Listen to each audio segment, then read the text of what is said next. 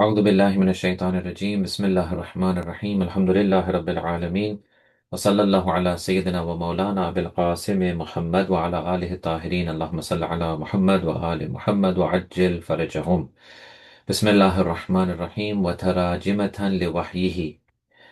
So I'm not going to go into the summary of the first two sessions because that would take up too much time, and what we're trying to do is trying to get through as much as we can. This is a very long section, and so I've tried my best to summarize it and include as much as I can. Um, Last week, if you remember, we were talking about the belief in tahrif of Quran, changing the Quran. Has anything been removed from the Quran? And we saw a few incidents and examples where um, the Sunni books are full of these claims that some of their major personalities, including Aisha and Umar, Abu Bakr as well, believed in things being subtracted and deleted from the Quran. Today, in the same line of thought, but we're gonna discuss something even more despicable, and that is this thing called the Fable of Gharaniq, also referred to as Satanic verses, but we're going to use the term Fable of Gharaniq because I think Satanic verses gives it even a more ugly kind of title. So as we have said, we the Shia Isna Ashari, the followers of Ahlul Bayt alayhimus salam, we believe in the pristine nature of the Quran and that nothing has been added to or subtracted from the Quran.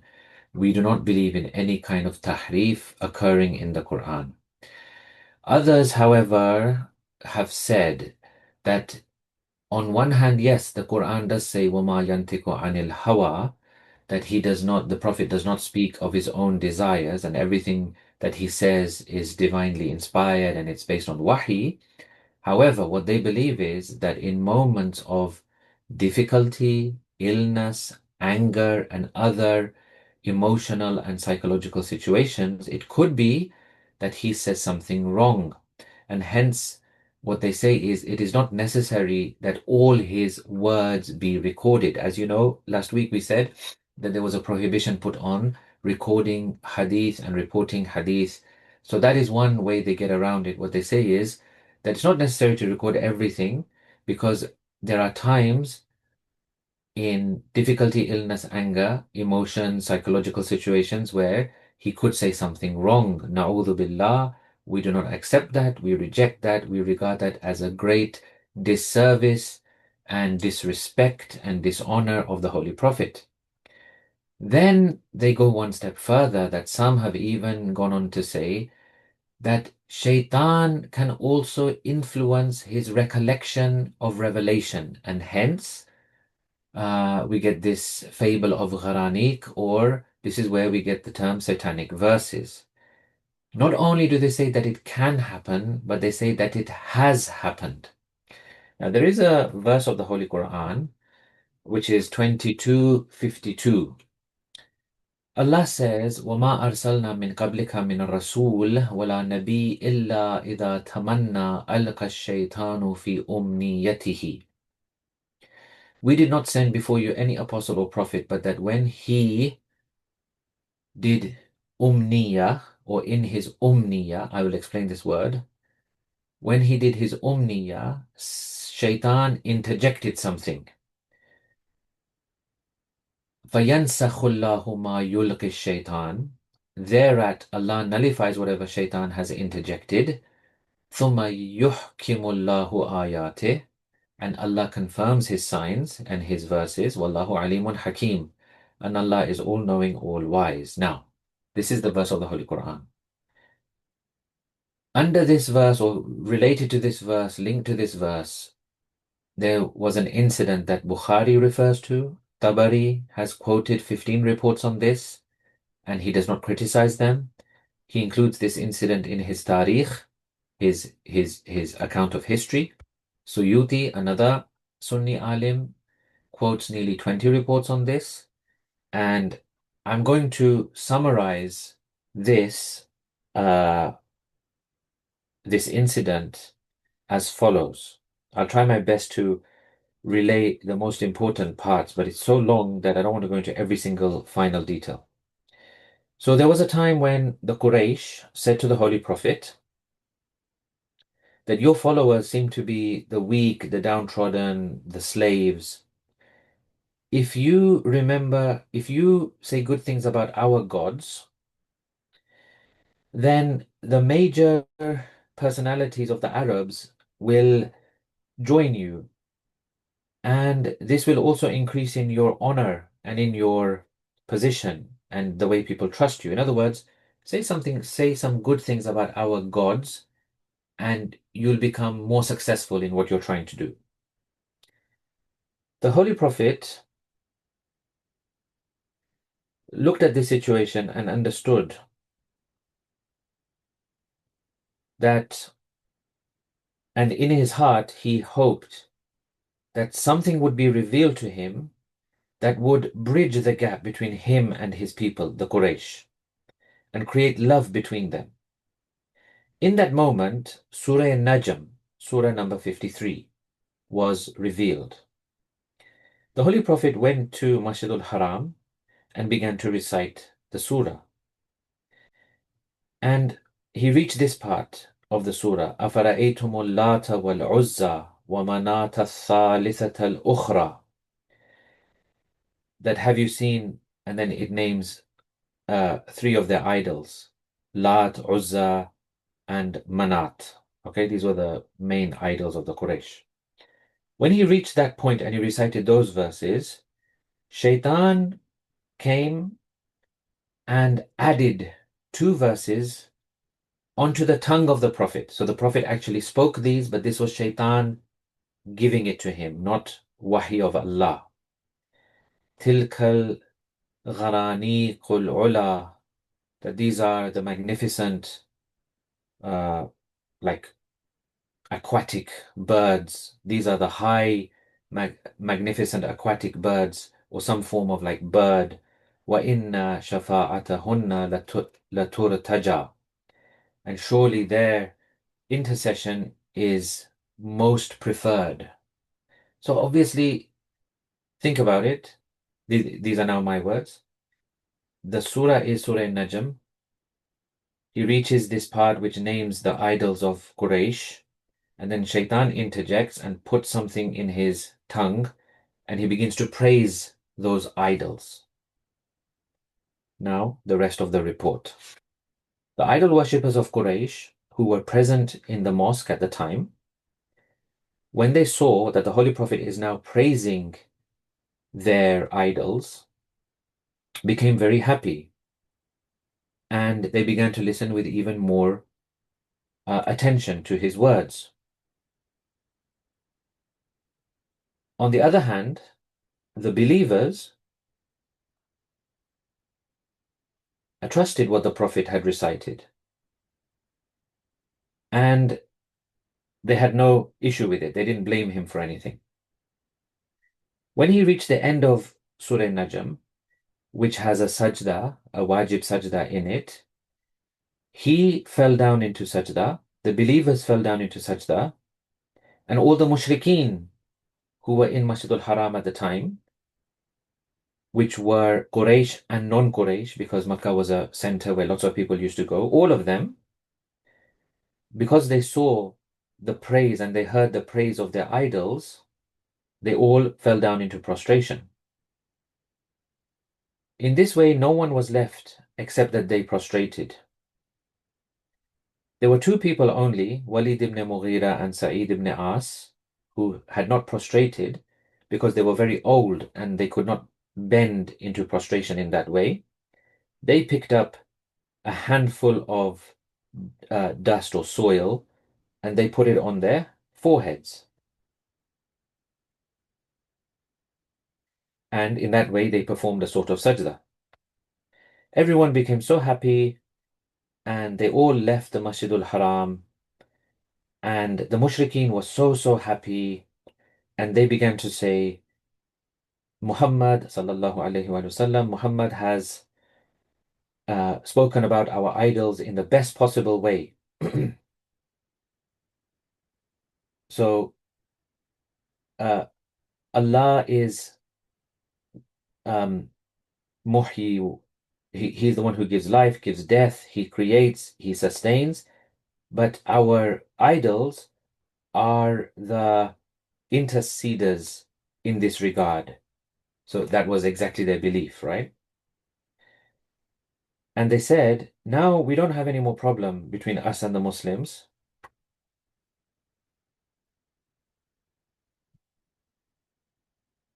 And this created a kind of sense of love and compassion and unity between them. At night, Jibreel descended, and the Prophet recited the surah to him. Jibreel said, O Muhammad, what have you done?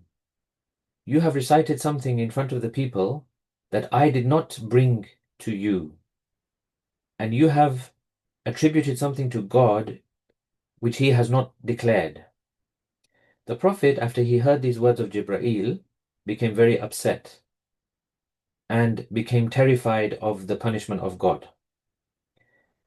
But Allah, in His mercy, revealed وَمَا أَرْسَلْنَا مِن قَبْلِكَ, the 22:52 verse. In other words, that, Allah, we did not send any apostle or prophet except that when he did his umniya, Satan interjected something. Thereat Allah nullifies whatever Satan has interjected.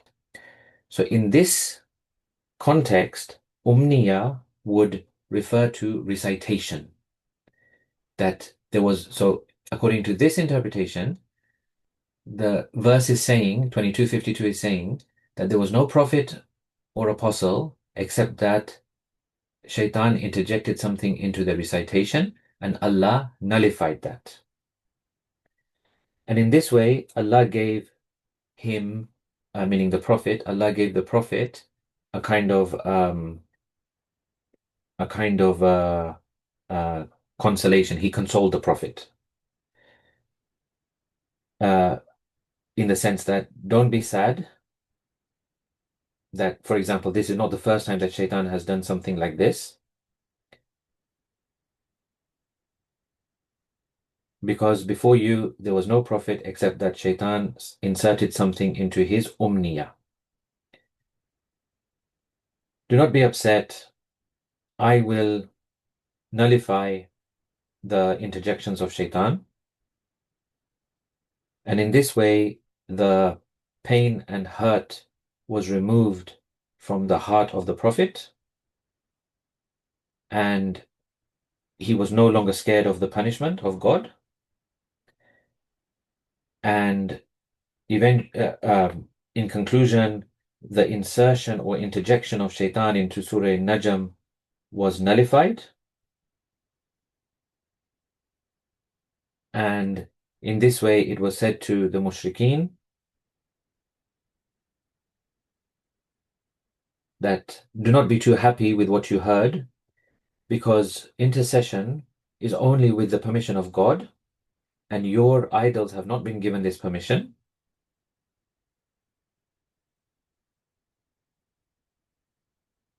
Once these verses had been revealed, meaning the verses of Surah Najm had been revealed, and the interjection of Shaitan had been nullified, the mushrikeen of Quraysh said, "Oh, Muhammad has regretted now what he had done. He has changed his words and statements, and now he says something else." From that moment onwards, these two sentences which Shaitan had interjected were being spoken by every mushrik, and they were even more evil and hostile towards the Prophet and the Muslims. And then the report even adds this, that in between the interjection of Shaitan and Jibreel descending and putting things right, this news that everyone had performed sajda, even the mushrikeen had performed sajda, had reached even the Muslims who were on their way to Ethiopia, Habash, and it was even said to them that the Quraysh have all believed. Some of them didn't believe this, but some of them did believe this, and they said, it's better that we go back and be with our own people. And in this way, some of them returned to Makkah, but when they reached Makkah, they saw that it had been nullified by God, and it was back to square one, and the mushrikeen had not joined Islam. And that's the end of the report. So I tried my best to summarize it and to give you the main points. And then Agha then says, yes, what you have just read is the translation of the tafsir and tarikh of Tabari and not something else, i.e. not from us. In other words, can you believe what you've just read? They also believe Allah had made the Prophet forget other verses, and another of the Muslims had to come and remind him, and he became happy that, oh, thank you very much for reminding me, and he prayed for that Muslim. Let's have a look at that. Yes, here, and Aisha. So this is from Aisha, who says, سمع رسول الله رجلا يقرأ في سورة بالليل. So the Holy Prophet was one day listening to a man reciting one of the surahs, and he said, may Allah have mercy upon this man. لقد أذكرني آية كذا وكذا وكنت أنسيتها من سورة كذا وكذا. May Allah have mercy upon this man. He has surely reminded me of of such and such verse, which I had forgotten from such and such surah. In other words, that he had forgotten verses and he had to be reminded of those verses by other people. We also have report about his negligence. God forbid. God forbid.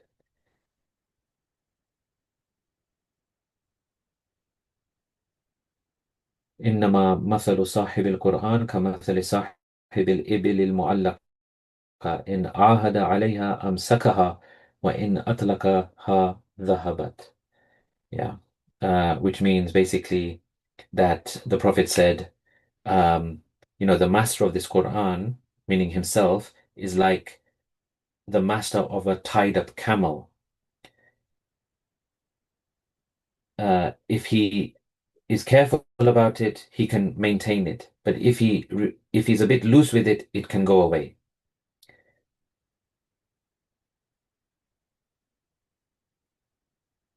Okay? And then we also have some reports about similar negligences on the part of the Prophet. So for these people, it is possible that they accept the fable of Gharaniq, and therefore they really do not mind such insulting attributions to the Holy Prophet. So what we are trying to say is, if we claim the Prophet can make mistakes in the Quran, then when others make mistakes in the Quran, forget the Quran, misquote the Quran, use the Quran in different ways, everything becomes okay. Because what they will say is, well, yes, we forgot the Quran, or we misquoted it, or our recitation was not right, but the Prophet did it himself. So if he can do it, then we can do it. I hope you're following their logic. They're making up all of this. Why? To justify the deeds, mistakes, shortcomings of other people. But for us, it is not acceptable. For us, we say, no way. The Prophet can never do this. Never can it be attributed to him or even contemplated about him. Because why? We believe in Quran. If you look at 87:6, what does it say? سَنُقْرِئُكَ فَلَا تَنْسَى. We shall have you recite it and you will not forget any of it. So this is, if they believe this is in direct contradiction with this verse. For us, we believe with all our heart and soul that he never forgot any verse. Rather, we will say even further, it was not possible for him to forget. And we say two things now. We say two things now. That if you believe in such things, this leaves no special dignity or honor for the Holy Prophet. In addition, his words, if you believe this stuff, his words lose their significance and their authority, because now there is always the possibility that Shaitan had inserted or interjected something here or there. So maybe he said something, but maybe that was the word of Shaitan. Furthermore, that he has said something, but hold on, let's wait. Maybe Jibreel will come and correct him. And then, furthermore, even if Jibreel does come to correct him, who knows? Again, maybe Shaitan will do it a second or third time. So now, how do you differentiate between the Prophet's words? What is true? What is false? What is satanic, naudhubillah, or godly? So the entire unifying and decisive factor of prophethood comes under question. In other words, it starts to split people. But the weird thing is, in this very same surah of Surah Najm, verse number 2, it says the following, وَمَا ضَلَّ صَاحِبُكُمْ وَمَا غَوَى. Your companion has neither gone astray nor gone amiss. Imagine, in the same surah. So we believe in, for example, verse 16:100. His authority is only over those who befriend him and those who make him a partner. Meaning Shaitan, that the authority of Shaitan is only over those who befriend him and those who make him a partner of Allah's. So what are we saying? Naudhubillah. Are we saying that Shaitan has authority over the Prophet? So according to this verse, it means the Prophet has befriended Shaitan and made him a partner with Allah. So this is going to a ridiculous level. Now we're saying that the Prophet committed shirk. We believe in 52:48. Submit patiently to the judgment of your Lord, for indeed you are before our eyes. Allah says to the Prophet that you are always in my eyes. I'm always looking after you. I'm always purifying you. Well, they have to answer that how is it possible for Allah to keep an eye and look out for the Holy Prophet? Despite this, Shaitan can sneak in whilst Allah is unaware, and he was able to come and fool the Holy Prophet and fool Allah himself. We seek refuge from this.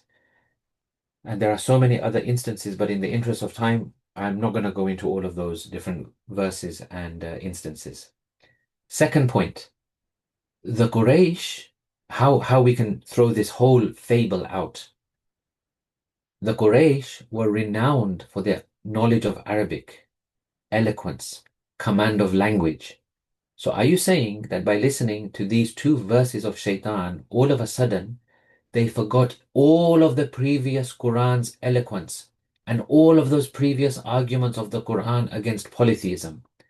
Were they so easily fooled? Does that even make sense? That, oh, despite all the previous criticisms of our idols, which the Prophet has done from day one, all of a sudden now, the Quran is in praise of our idols. Does it make sense? So were they so easily fooled, and would they really forget that this is the same man who could not be moved, could not be bought, could not be bribed, that we tried everything, but we could not influence him in any way from his religion? All of a sudden, lo and behold, free of charge, he is giving us this kind of thing where he's completely supporting our beliefs. That now, not only is he neutral on the idols, he is even praising them and agrees full well with our beliefs.